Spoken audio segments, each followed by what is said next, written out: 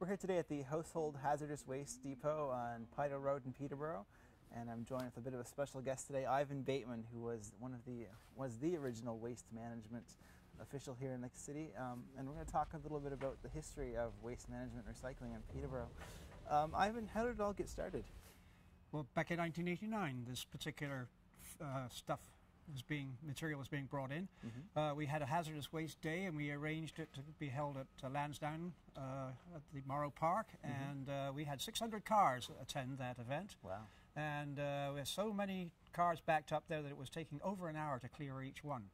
So we decided that wasn't really a good thing to repeat, so following year we got a little smarter. We speeded up the way that the materials were taken out of the cars and arranged, and we managed to put through 800 cars. Okay. And then each year we got a little more scientific about it. We had double lanes for cars coming in, and actually by 1994, which was my last year, we had about 1,500 cars. Today 16,000 cars are serviced at this particular site.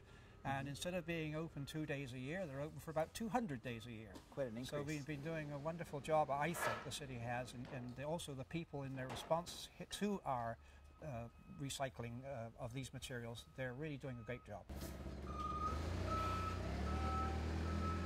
Now, has there been any changes in the items taken over the course of the years? With respect to hazardous waste, no. Some things tend to appear more than they used to, but essentially we're taking the same things. Anything that's not needed or shouldn't occur in a landfill. Okay. Once it gets into the garbage stream, you cannot get it out. So the big thing is to separate it and make sure it does not go into the garbage stream, and this is what they're doing here. Now, what about composting and green waste? That's something that's been fairly new. Composting started a little later, about I believe the first year that we did that was in 1990 with leaves, and we introduced the curbside pickup in 1993 for green waste. That is to say, all the things that grow around the gardens, the lawn clippings, the tree clippings, and so on. Okay. And there again, we started with about 1,000 tons, and now I know that it's much higher than that, probably about 3,000 or 4,000 tons a year, which are being diverted from the landfill, and that's the important thing. We use paper bags. Other municipalities used to use plastic bags, but we decided to use paper bags because we didn't want to get plastic in the finished product, which is sold to the residents of Peterborough. And that was something which I'm glad to say other municipalities, including Toronto, copied us because they started off on the wrong foot. We were just thought about it a little bit more, and they followed our lead, I'm glad to say. Yeah, exactly. It's good to take the lead in things like this. Yep. Now, what about recycling in general? I understand we were one of the first communities in Ontario to start a blue box program. Indeed we were. The first blue box collection occurred in Kitchener in about 1983.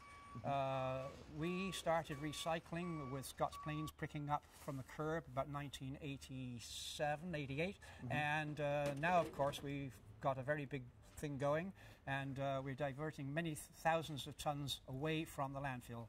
The amount of material going in the landfill, which from the city in terms of householders, was up around 19,000 tons. That's up back in 1989. Today, it's about 13,000 tons. Oh, wow, quite an increase. Yes. We could go on a lot longer, Ivan, but I think we're out of time. Thanks for this little history lesson on the waste management issues here in Peterborough. Not at all. It's a pleasure to see things working so well. All right, and we'll see you again next week on The Green Update. The Green Update is brought to you by Peterborough Transit. Come on board with our on-time services. If you have any questions about today's episode of The Green Update, call Peterborough Green Up at 745-3238.